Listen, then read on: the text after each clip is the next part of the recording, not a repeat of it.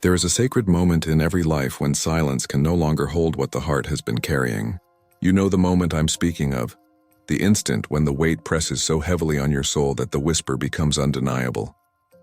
I cannot carry this any longer. It does not come like thunder.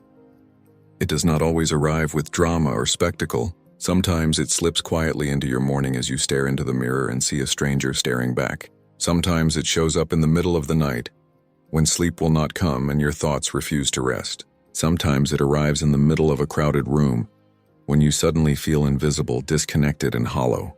That is when the weight speaks. For years you may have ignored it. You told yourself you were fine. You told yourself that everyone feels this way. You drowned it out with busyness, with noise, with obligations that kept you moving but never fulfilled. But the truth is this: weight unacknowledged grows heavier. Pain denied only deepens. And the whisper you once silenced eventually becomes a roar. This moment of recognition, the arrival, is not a curse.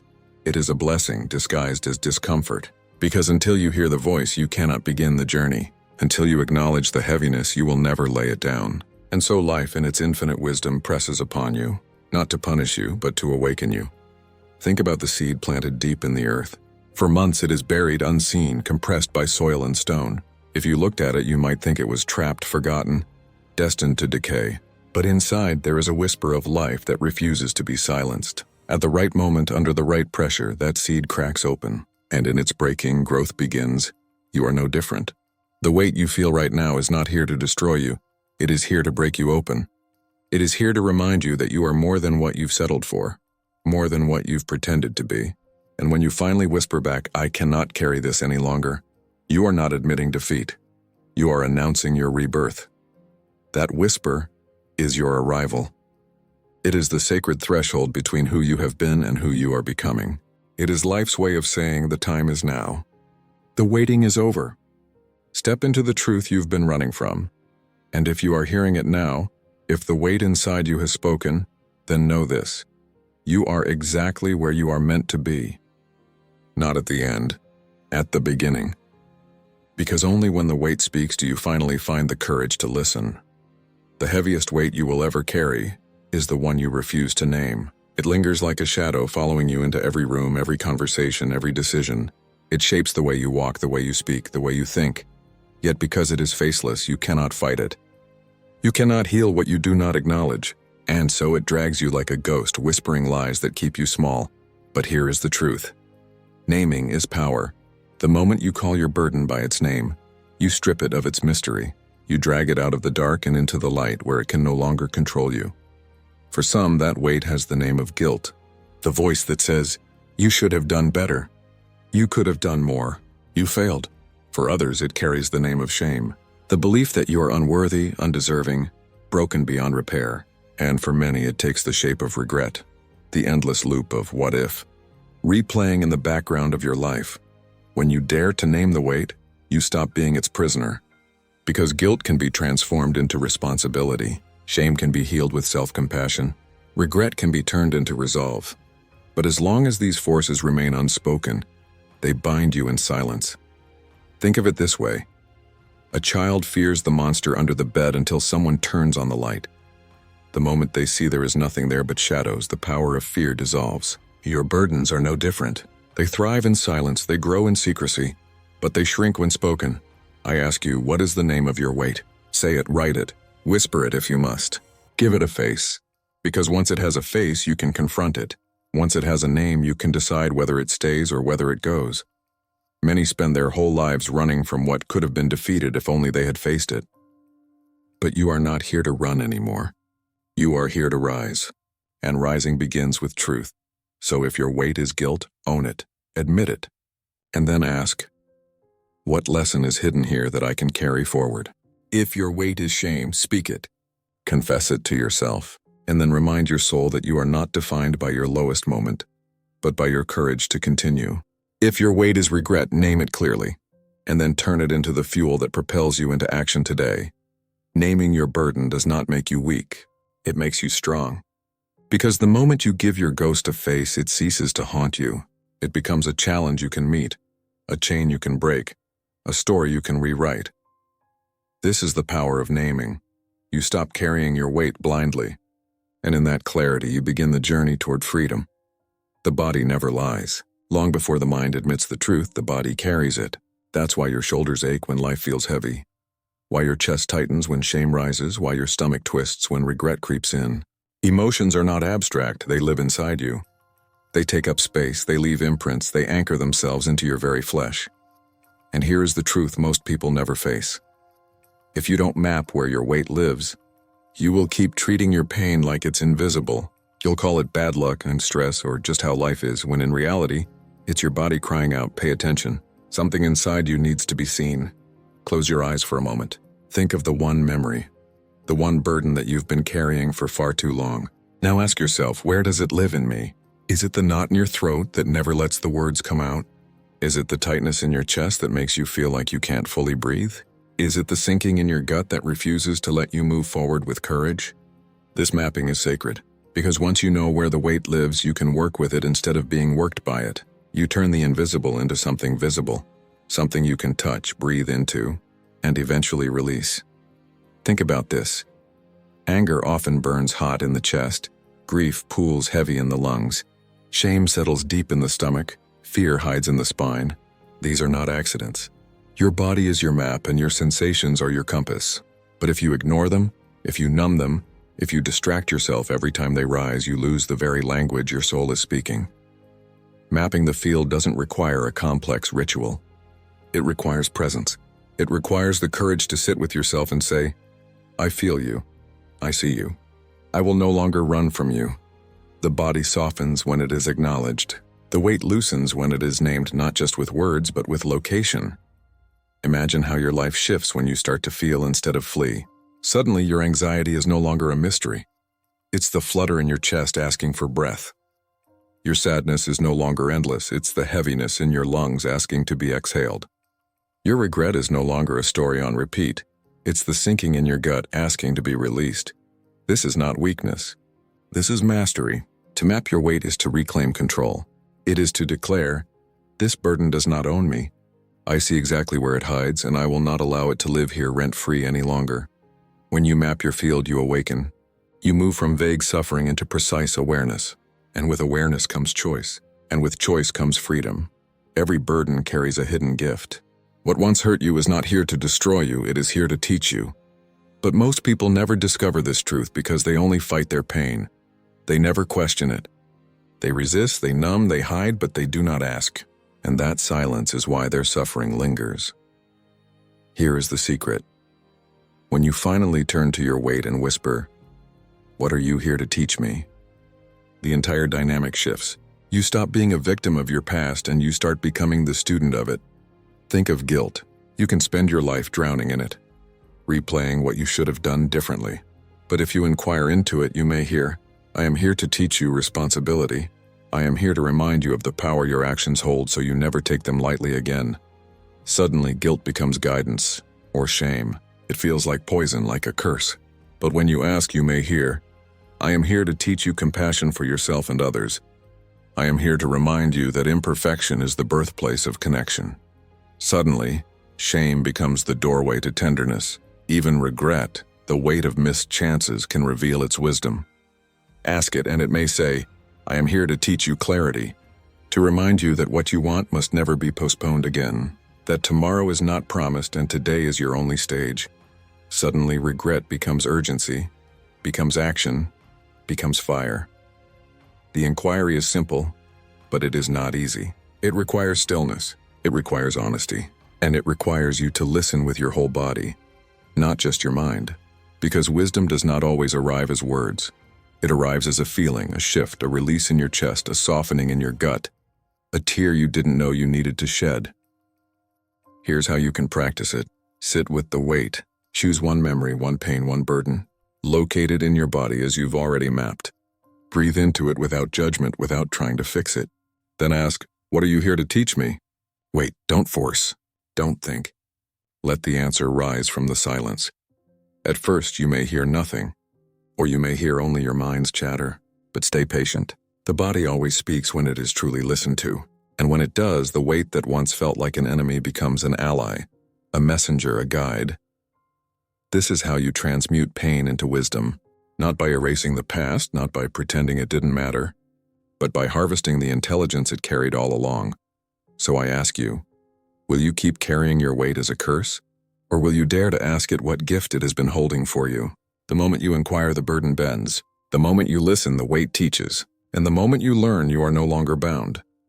Insight without action is incomplete. You can name the weight, map it, even learn from it. But if you never release it, it will keep circling back, pressing against your ribs, echoing through your mind. Real transformation requires real ritual, not just thoughts, not just intentions, but practices that speak the language of the body and the energy field. Ritual is how you dissolve the density you've carried, and it is how you create space for something new. So what does release look like? It is not one size fits all. Some of you will release through breath, some through movement, some through writing, some through the simple act of being witnessed by another human being. What matters is that you engage directly with the weight, instead of leaving it to rot in silence. Start with the breath. Breath is the bridge between your body and your soul. When you inhale deeply and exhale fully, you signal to your nervous system that you are safe to let go. Try this. Close your eyes. Bring to mind the weight you've been holding, and with every exhale, imagine it leaving your body as a gray mist. Feel how your chest softens, how your shoulders release. The exhale is not just air. It is your declaration of freedom. Then there is movement. The body stores emotion, so the body must help release it. Shake your hands, stomp your feet, dance wildly for a song that feels like fire. Let your body express what words cannot. When you allow yourself to move without control, you give permission for the weight to move out of you as well. For others, writing is the release. Take out a sheet of paper and write everything your weight has been whispering. Don't censor. Don't edit. Empty yourself onto the page until your hand aches. Then when you are finished, tear the paper, burn it, or bury it. This is more than symbolic. It tells your subconscious that the story no longer rules you. And then there is witness. Some weights are too heavy to carry alone, too sharp to name only to yourself. Speaking your burden to a trusted friend, mentor, or even to the empty air can shatter its hold. Because shame thrives in secrecy but dissolves in the presence of compassion. When you let someone witness your release without judgment, the ghost that haunted you loses its power. These are not empty exercises. They are protocols. They are how you signal to your body, your energy, and your subconscious that the chapter has ended, that what once defined you no longer owns you. Release is not about forgetting. It is not about erasing the past. It is about shifting the energy so the past no longer dictates your present. Every breath you exhale, every page you burn, every movement you make is an act of reclamation. So ask yourself, which ritual speaks to you? Which door will you open? Because the moment you engage in real release, you step into real freedom. And freedom is the ground where your new life begins. Forgiveness is one of the most misunderstood powers we hold. Many think it means pretending nothing happened, erasing the memory, or excusing the wound. But forgiveness is not forgetting, it is transformation. It is the sacred alchemy where the heavy lead of pain is melted down and reshaped into the light of freedom, and without it you remain chained to the very weight you wish to escape. Think of blame as fire trapped inside metal. It burns, it twists, it corrodes you from within. The longer you hold it, the more it consumes you. But when you engage forgiveness, you do not extinguish the fire, you redirect it. You turn it into fuel for your growth, energy for your purpose, light for your path. The stages of forgiveness are like steps through a furnace. First, recognition. You admit the wound exists. You stop pretending you're fine. You say, yes, I was hurt. Yes, I still carry this scar. Naming the hurt does not make you weaker, it makes you honest. Second, release of control. This is where most people struggle. You want to rewrite the past. You want to make them pay. You want to undo what cannot be undone. But forgiveness begins when you stop wrestling with what you cannot change. You stop feeding the illusion that replaying the story will rewrite it. Third, the shift of perspective. Here is where the alchemy begins. You look at the wound not only through the lens of pain, but also through the lens of growth. You ask, what did this teach me? What strength did it awaken? What wisdom did I gain? Suddenly, what once felt like poison becomes medicine. Fourth, the release. You no longer carry their name like a stone in your pocket. You no longer let the memory steal your sleep. You breathe, you say to yourself, I set myself free. Notice this carefully. Forgiveness is not about them. It is about you. It is not about whether they deserve it. It is about whether you deserve peace. Finally, transformation. This is the point where the lead becomes light, where you look back not with bitterness but with gratitude, not for the harm itself but for the way it shaped you into someone stronger, deeper, more alive. The story no longer imprisons you. It empowers you. Forgiveness is the highest alchemy because it changes nothing about the past, yet changes everything about the future. It frees your energy from the grip of resentment. It clears your field of density. It opens your heart to possibilities that were impossible while it was closed. So do not think of forgiveness as letting anyone off the hook. Think of it as releasing yourself from the hook that has been lodged in your chest for too long. That is the alchemy, taking the raw lead of your suffering and turning it into the light of wisdom, compassion, and unshakable freedom. Every life is carried on the threads of stories. Some stories lift us, some bind us, and some keep us circling in the same pain for years. The truth is, the weight you carry is not only made of memories, it is made of the story you tell about those memories. Change the story and you change the weight. Reweaving your story is how you reclaim authorship over your life. Think about it. Two people can go through the same storm and come out with completely different lives. Why? Because one chooses to tell the story of victimhood. This broke me, this ruined me, this ended me. The other chooses to tell the story of victory. This taught me. This stretched me, this prepared me. The facts may be the same, but the frequency they live on is worlds apart. Here's where the real work begins. You must look at your old story and decide if it serves the life you want. If it doesn't, you must cut the old threads and weave something new. Ask yourself, what frequency do I want my life to vibrate at? Resentment or resilience? Fear or faith? Scarcity or abundance? Every time you retell your story, even silently to yourself, you are tuning your instrument to one of these frequencies. Reweaving does not mean denying what happened. It means reframing its meaning. Instead of saying, they left me and I'll never be enough, you can reweave, they left me, and that departure cleared the space for me to discover my own worth.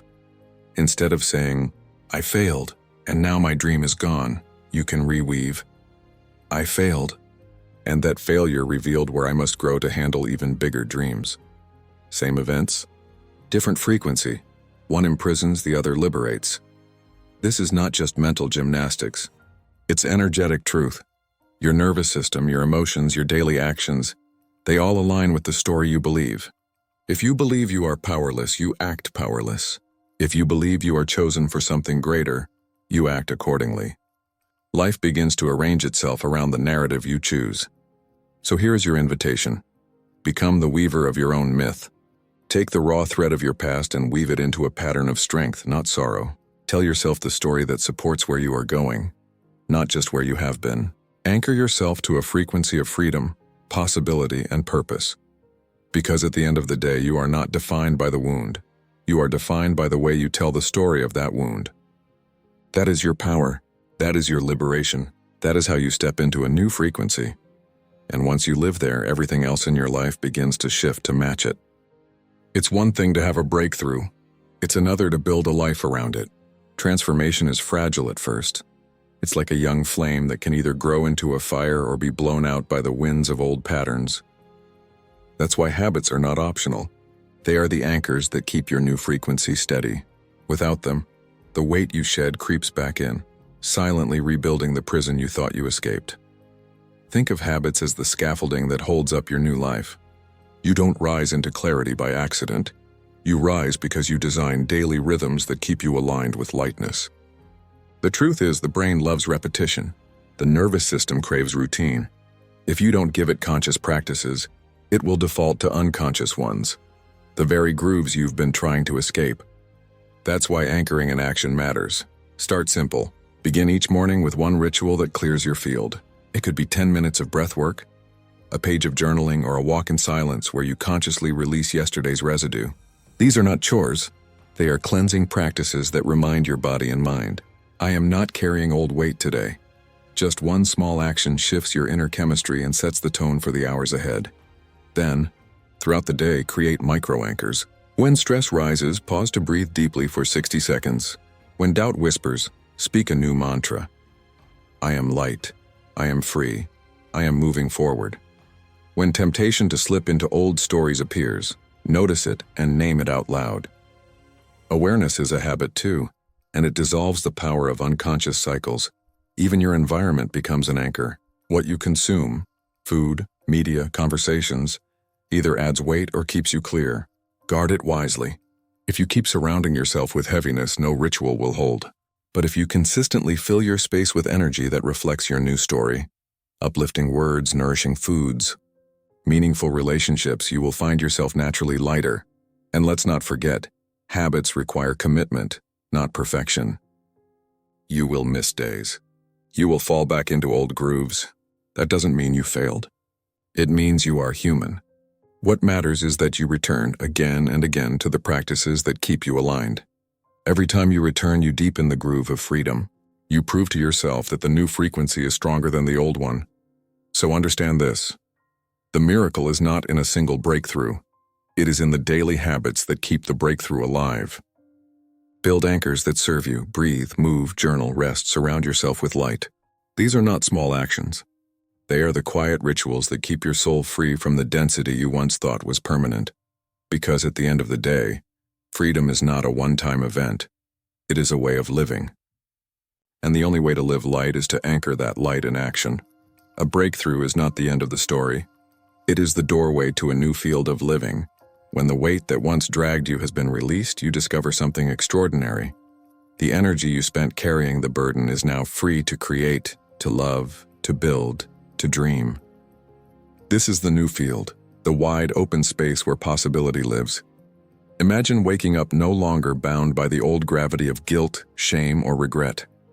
The world looks different not because the world changed, but because you did. Where you once saw limitation, you now see opportunity. Where you once felt trapped, you now feel magnetized forward. This is not wishful thinking. It is the natural consequence of carrying wisdom instead of weight. And here is the truth. The lessons you extracted from your pain become tools in your hands. What once crushed you now fuels you. The weight that once silenced you becomes the very reason you can speak with authority. The darkness that almost consumed you is the contrast that makes your light undeniable. This is how transformation works. It doesn't erase your past, it rewrites its value. But the new field requires conscious walking. If you try to live like you did before, the old grooves will pull you back. Instead, step into each day as though you are carrying treasure, not chains. Speak from the wisdom you earned. Act from the clarity you fought for. Let every decision you make be rooted in the understanding that you are no longer defined by what weighed you down, but by what you have become in the release. Others will notice. Your presence shifts. People will feel lighter simply by being near you because frequency is contagious. You become a mirror of what is possible when someone chooses not to be defined by their burden, but transformed by it. In this way, your breakthrough is never just for you. It ripples outward, touching lives you may never even realize. Walking in the new field means remembering that freedom is maintained, not guaranteed. It means keeping the practices, holding the boundaries, and staying open to growth. It means refusing to return to smallness when greatness is calling. The magnetism of possibility is real, but you must keep leaning into it, trusting it, allowing it to guide you toward more expansive versions of yourself. So take this to heart. You are not who you were before the breaking point. You are someone lighter, clearer, stronger. You walk not as one who is burdened, but as one who is entrusted, with wisdom, with strength, with a story that can heal. The weight is gone, but the gift remains. And now the horizon is wide open. Step forward. The new field is yours. Live magnetized to possibility. Carry wisdom, not weight, and let the life ahead of you prove that the breakthrough was never the end, but the beautiful beginning.